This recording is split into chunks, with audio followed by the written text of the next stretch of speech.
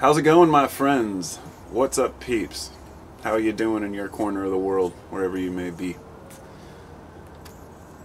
I thought I'd come outside and beautiful day, be a good place to make a video. So I'm sitting here at my house and doing my usual thinking, philosophy, trying to get some housework done, just trying to stay busy, stay distracted, if you will. And I turn on YouTube, as I often do when I'm between tasks, and I look at my feed, and there's a video from Menthol, which was it was entitled "Distractions," or it was about distractions. I don't think it was. I don't remember the title, but it was funny because listening to the video, it's like obviously a feeling that we've all had.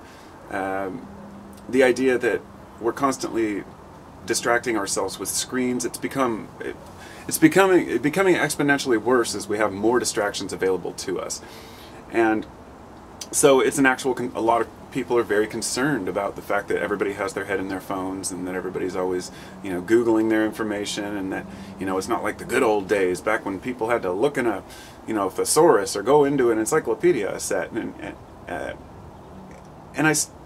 the idea of the video was that we're always distracted by this and that, and we don't have time to sit quietly. And I do agree with this, but this is something I've thought about for a long time, and I've come up with my own conclusions. The human mind is designed to want to be distracted.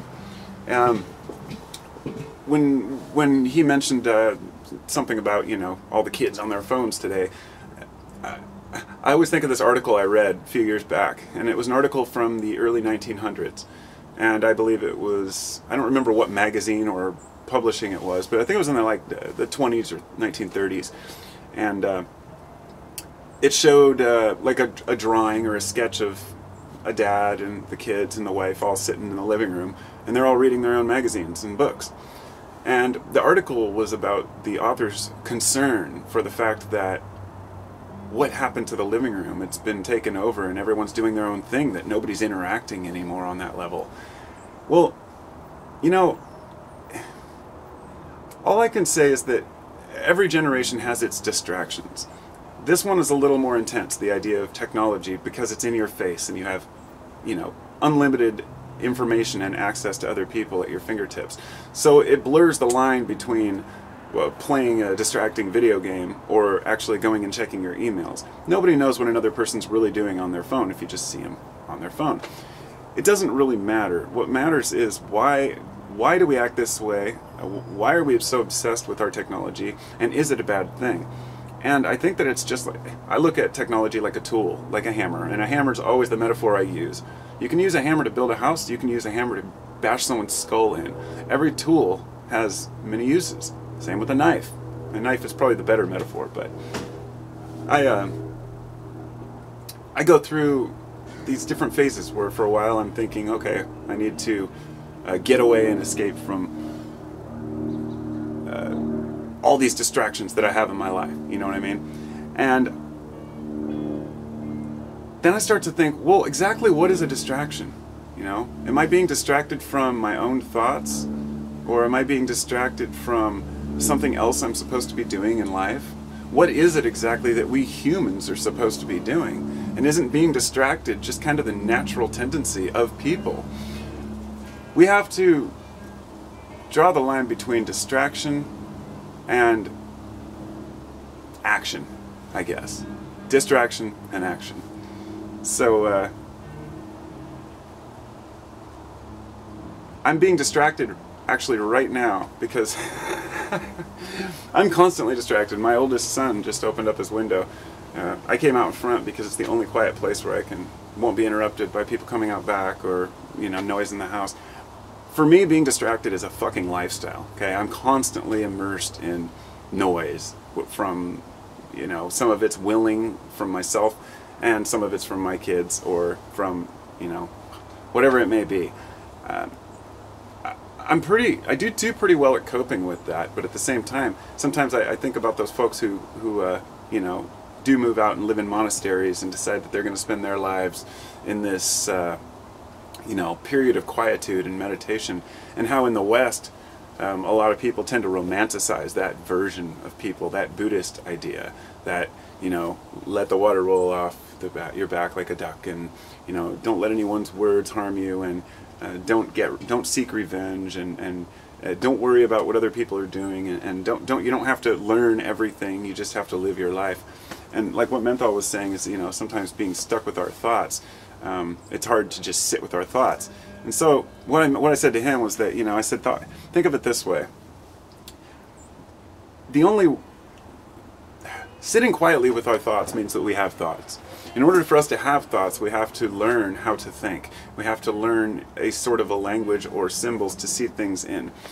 And so it's our learned experiences and our education that gives us something to think about. So in my view, I think the best thing to do is go out, experience, and immerse yourself in as much action and activity and knowledge as you can. But just know when to back away and process those things. The hardest thing is when people jump right into something and say, I found the answer to my problems, or hey, this new diet's going to help me, or, you know, I found my guru, or I found this great new place I'm going to move to that's going to save me from all my misery. And it's all bullshit. Traveling doesn't escape us from our misery. Moving doesn't eliminate our misery.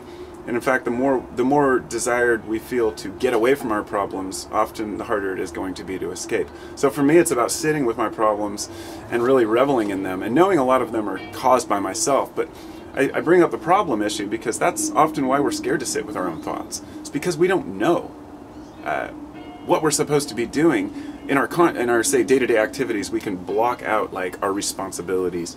Like for me, I'm supposed to, you know, make a couple of phone calls, make an appointment, and call for this warranty and our dishwasher. All these things that I know I could be doing right fucking now, but I'm not. I'm making a video, and that was something else that I've learned. Is like we can't. Some people out there always get all the things done that they think they're supposed to do, but ultimately, all of our distractions are from one thing: death. And so when you acknowledge that, you move forward from it and say, okay. So I know I was born, and I know I'm living this life, and I know I'm going to die someday. So what do I want to do with it? You know? Is it a distraction, or is it a reaction or an action? Are we really distracting ourselves, or are we learning something? And it really comes down to a subjectivity.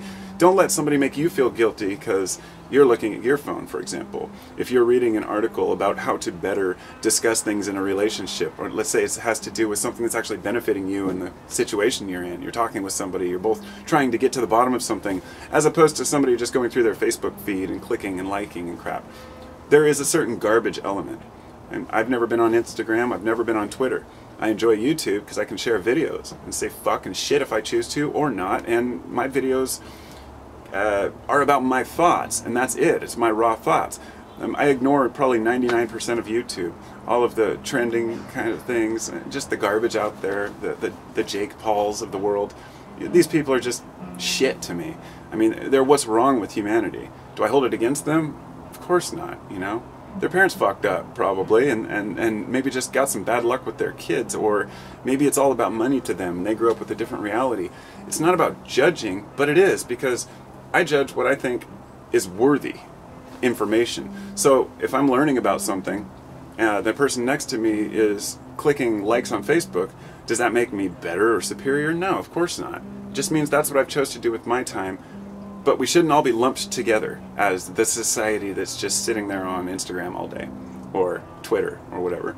It's there's a lot to be learned. For me, it's an education thing. You know, I moved from reading a lot of books to, you know, when I wanted to gain information, to looking through web articles and pages. Then you have to sort and find what's true and what's right and what's real, and then you have to compare it with other people's examples of what's real, and then we get to this post-truth society, and it's just a bunch of nonsense. So I think it really all comes down to using your fucking noggin. Use your brain. Think about things. You know, process things. Nothing can be learned overnight. Like I said, there's no fad diet that you're going to magically discover. There's no, you know, new religion that's going to bring you into some ultimate truth overnight. What it's going to take is a long process of thinking. So yes, we are active, and then we sit and think with our, you know, think about things. But we don't have to sit for hours on end in a quiet room, because we'll go completely insane, or at least some of us will. There's only so much you can think about. and then you have to put it into action. So, but like I said, ultimately all the distractions are from the big distraction, which is that not just death, but the fact that we might get sick one day, or we might not be able to walk, or there's a million things that could happen to us. Have gratitude for your hands, have gratitude for your feet, and just being alive. You know, the victimhood has to end, as well as the judgment, but that's just kind of who we are. We're still human, you know. We haven't advanced to some level of thinking where we're superior and, oh, now we understand technology and we're above our ancestors. And you know, there's two lines of thinking on this. That one, that people that think, oh, thank God we've moved out of the dark ages of our brutish ancestors, and are starting to think clearly, I guess, as a society. Then the other people who think, oh, it's too bad we can't go back to our ancestors and how smart they were, and oh, they had it figured out, and one day we're going to go back to the earth and be connected. And, you know, I see all this as nonsense, because humans have had a desire to move forward. That's what we do. We discovered how to grow food. We grew a lot of food. Started ranching, farming, building cities. It's just what humans want. A majority of humans want is to live more comfortable lives, and why wouldn't we? So I feel like today we finally have all these things, at least say in the Western world. You know, most people have a home to live in and somewhat of at least enough food to survive, and we just take that as granted, instead of realizing that if we were thrown out in the middle of the woods, you know, 1,000 years ago, you know, you're not going to survive unless you learn how to survive. So it's the whole of society that's learned together in order to allow a lot of people to not have to know how to do certain things. And then we started specializing in different trades. And in the past, we were proud of what we did. We were proud of, if you were a farmer, that was what you did. You know, if you were a painter, that's what you did. And today we kind of belittle everyone. Like all of these trades that were once considered prestigious, and there weren't very many of them, maybe 500 jobs, you know, 1,000 years ago, and now there's like, what, 50,000 or 5 million different jobs you could get, and we're overwhelmed. We feel like our individual positions don't matter anymore, that we're not unique anymore, than that we can't really make an impact in this world, and it becomes kind of overwhelming, you know. So anyhow, that's my rant. If I keep going, I'll probably just go on about other things, and that's what I do. Always thinking, right? Hope y'all have a good day, and just remember, if you want to take anything away from this in a nutshell, it's that it's okay to have a little quiet time, but don't force it on yourself, and don't feel guilty for learning things or for wanting to educate or have experiences. And it's not just with the cell phones or technology. I know people who guilt others because they're going out on vacations, or because, oh, you know, it must be nice to go out and be able to go on this trip, and I never got to do that kind of stuff. It's like, dude, you get one life to live.